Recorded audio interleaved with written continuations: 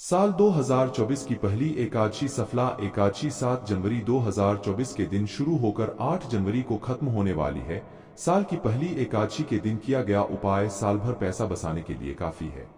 सफला एकादशी के दिन चुपचाप गाय को खिला दें। यह एक छोटी सी चीज, रोडपति भी होंगे, करोड़पति मिलेंगे, सभी संकटों और कष्टों से मुक्ति, मृत्युदंड पितृदोष तुरंत होगा खत्म, पूरे साल आपके घर में भरे रहेंगे अन्न धन के की आपकी साथ पुष्टि तक करेंगी, रुपयों पैसों पर राजी। दोस्तों, 7 पीढ़ियों तक बैंक बैलेंस बढ़ता चला जाएगा, दुख दूर हो जाएंगे और सुख आपके पास आ जाएंगे, सुख आपके कदम चूमेगी। यदि आप 23 दिसंबर एकादशी के दिन चुप गाय को यह एक छोटी सी चीज खिला देते हैं जो कि इस वीडियो में हम बताने वाले हैं। जी हां दोस्तों, यकीन मानिए, इस चीज को यदि आप गाय को खिलाते हैं एकादशी के दिन, भगवान विष्णु जी और माता लक्ष्मी बहुत प्रसन्न हो जाएगी। आपके जीवन के जो भी दुख दर्द संकट कष्ट है, समस्त दुख संकटों से छुटकारा मिल जाएगा। आप यूं कहें, आपके जीवन से तत्काल गरीबी भी समाप्त हो जाएगी, समस्त दुख दूर होकर सुख आपके कदमों में आ जाएगी। इतना सुख संयोग पूरे 500 सालों के बाद बन रहा है। अजायदर्शी के इस बार बहुत ही दुर्लभ संयोग में पड़ रही है। यदि आप चाहते हैं कि मान विष्णु जी माता लक्ष्मी की कृपा आपको हासिल हो, जीवन से तत्काल गरीबी समाप्त हो जाए, पितृदोष दूर हो जाए, तो दोस्तों आज की यह वीडियो आप मिस मत कर देना। बहुत ही महत्वपूर्ण और लाभकारी वीडियो है। पूरे 500 वर्षों के बाद सफला एकादशी के दिन इस बार ऐसा शुभ संयोग बन रहा है जिसमें आपके समस्त दुख दर्द संकट दूर हो जाएगी, मात्र यह एक चीज खिलाने से गाय को। तो दोस्तों, कौन सी खास चीज, इस वीडियो के माध्यम से वही बताएंगे। पूरा वीडियो देखना, बहुत ही महत्वपूर्ण वीडियो है, आपके लिए लाभकारी वीडियो है। क्या दोस्तों, वीडियो का सबसे तो आपसे रिक्वेस्ट करते हैं, भगवान विष्णु जी और माता लक्ष्मी के सच्चे भक्त वीडियो को लाइक कर देना और सच्चे दिल से कमेंट बॉक्स में जय श्री विष्णु, जय महालक्ष्मी, जय गौ माता जरूर, जैसे आपकी समस्त का मैं पूर्ण हो जाए। और ज्यादा से ज्यादा वीडियो को अपने दोस्तों में शेयर जरूर करना। दोस्तों, आपको बताना चाहेंगे कि हिंदू धर्म में का बड़ा महत्व होता है। साल में कुल 24 एकादशी पड़ती है, यानी हर महीने एक आदर्श ही पड़ती है, प्राप्ति भी होती है और समस्त पापों से उनको मुक्ति मिल जाती है। और दोस्तों, आपको बता दें, इस दिन आपको भगवान विष्णु जी के साथ माता लक्ष्मी की भी पूजा अर्चना जरूर करने, या दोस्तों इस दिन विधि विधान से भगवान विष्णु जी माता लक्ष्मी की पूजा करें। मंदिर और पूजा स्थल को साफ कर आपको भगवान विष्णु जी माता लक्ष्मी की मूर्ति को स्थापित करना चाहिए। इसके बाद उन पूजा विधि अनुसार पूजा करें, व्रत का संकल्प लें और विष्णु जी और माता लक्ष्मी को नमस्कार करें। भगवान विष्णु माता लक्ष्मी की पूजा में आपको फूल, नारियल, सुपारी, फल, लौंग, अगरबत्ती भी, पंचामृत भोग, तेल का दल और दाल चंद्र जरूर रखनी चाहिए। आपको पूजा करें और विधि विधान से भगवान विष्णु जी माता लक्ष्मी की आरती करें। व्रत कथा जरूर पढ़ें और अगले दिन व्रत का पारण जरूर करें। द्वादशी के दिन को भोजन कराएं, यथाशक्ति सामर्थ्य के अनुसार अन्न धन वस्त्र का दान करें। यदि आप ऐसा करते हैं तो भगवान विष्णु जी माता लक्ष्मी प्रसन्न होकर आपकी समस्त मनोकामनाओं को पूर्ण कर देते हैं। और अब बात करें कि इससे जुड़े कौन कौन से उपाय आपको सफला एकादशी के दिन जरूर करनी चाहिए, या कोई भी एकादशी जरूर करनी चाहिए जिससे समस्त दुख दर्द संकट दूर हो जाते हैं। 7 पीढ़ियों तक धन दौलत की कमी नहीं होती, बैंक बैलेंस में बढ़ता चला जाता है, समस्त दुख जो भी जीवन के दुख दर्द संकट दूर हो जाते हैं और सुख आपके कदमों में आ जाते हैं, सुख आपके पास आते हैं। चलिए शुरू करते हैं। कौन कौन से गाय से जुड़े उपाय। दोस्तों, सनातन परंपरा में गाय, गंगा और गायत्री का बहुत ज्यादा धार्मिक महत्व है। मान्यता है कि माता के पर 33 कोटि देवी देवताओं का वास होता है।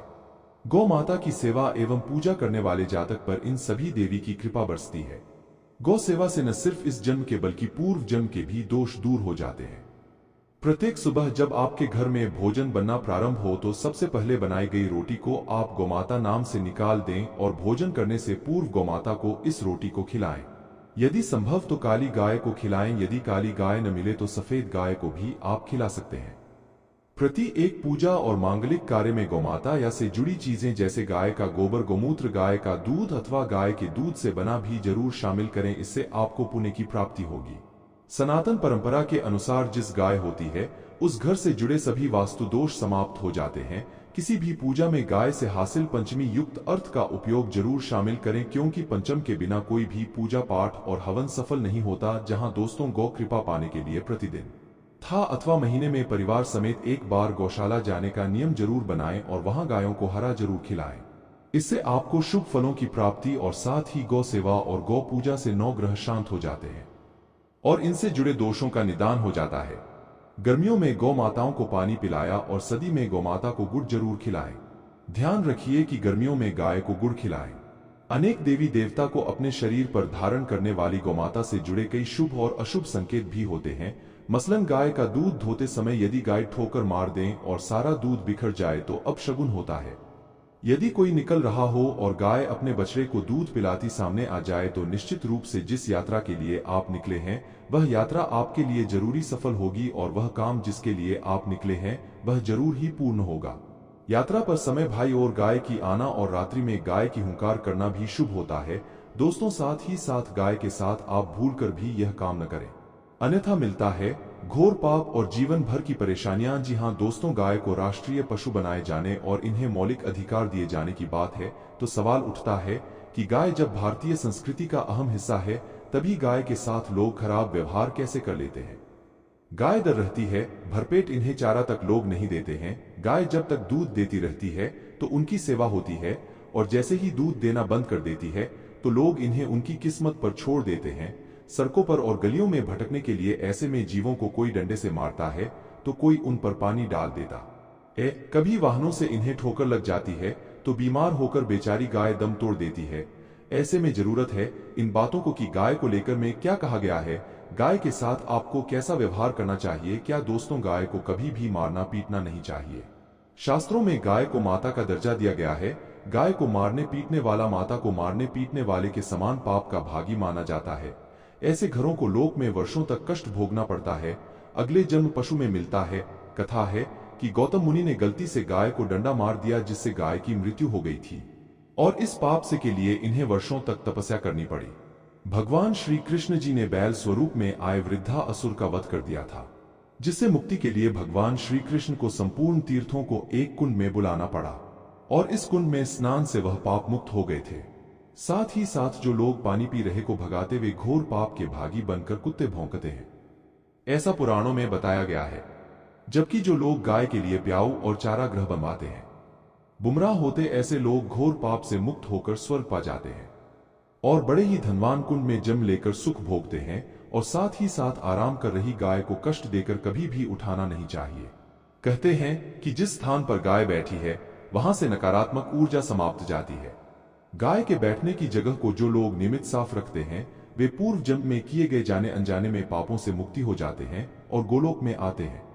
गाय को डंडा मारकर उठाना, पानी डालकर उठाने से मनुष्य पाप का भागी है और अगले जन्म में उसे दर दर भटकना पड़ता है। और साथ ही साथ शास्त्रों में बताया गया है कि गाय का दूध उसके बछड़े के लिए होता है। गाय के बछड़े से हुआ दूध ही मनुष्य को लेना चाहिए। कुछ लोग एक बार गाय को धो लेने के बाद फिर से बछड़े के लिए बचा हुआ दूध भी धो लेते हैं। ऐसा करना घोर पाप कहा जाता है। ऐसे दूध को दो हारने वाला और ग्रहण करने वाला दोनों ही पाप के भागी बन जाते हैं। दोस्तों, साथ ही साथ शास्त्रों में कहा गया है कि गोवंश यानी गाय और बैल के नहीं बैठना चाहिए, इनके पीठ पर बैठने से महापाप लगता है। ऐसे लोगों की यातना भोगनी पड़ती है। एकमात्र महादेवी के उत्पन्न नंदी ही गोवंशीय है, जिस पर स्वयं महादेव और महादेवी सवारी करती है।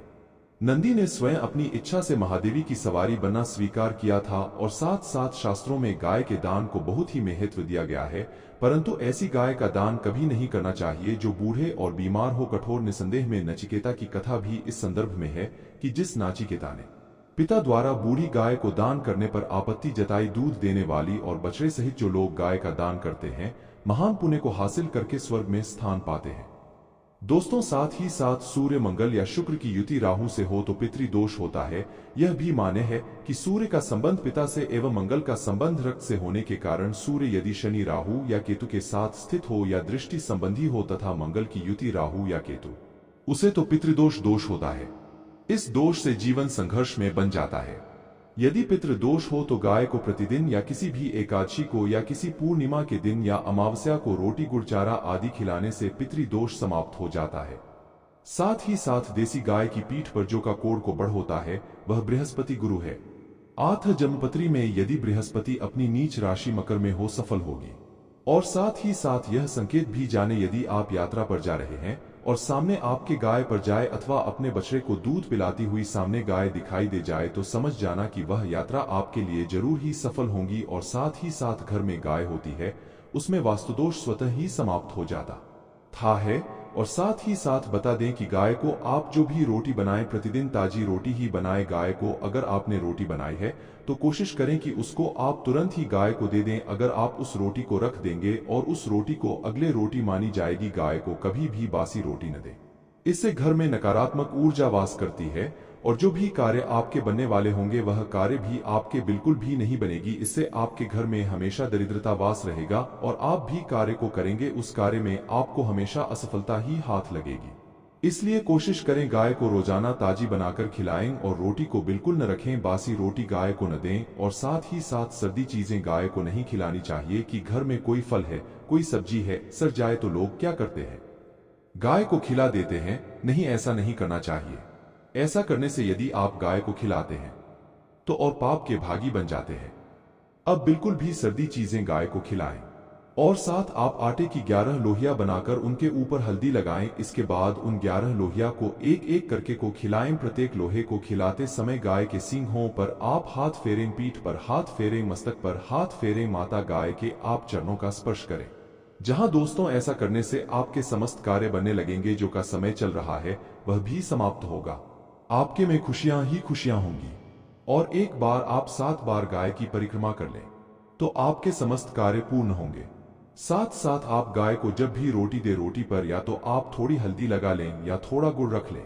अगर घुटना हो तो आप थोड़ा मिश्री रख सकते हैं, थोड़ा घी रख सकते हैं। या दोस्तों गाय को कभी भी सूखी रोटी न खिलाएं। सूखी का मतलब गाय को रोटी खिलाएं उस पर कुछ न कुछ रखकर खिलाएं। हल्दी रख ले, मिश्री घी या जो भी रख ले, मतलब खाली रोटी नहीं खिलानी है। ध्यान इस बात का रखें भी आपको शुभ फलों की प्राप्ति होगी।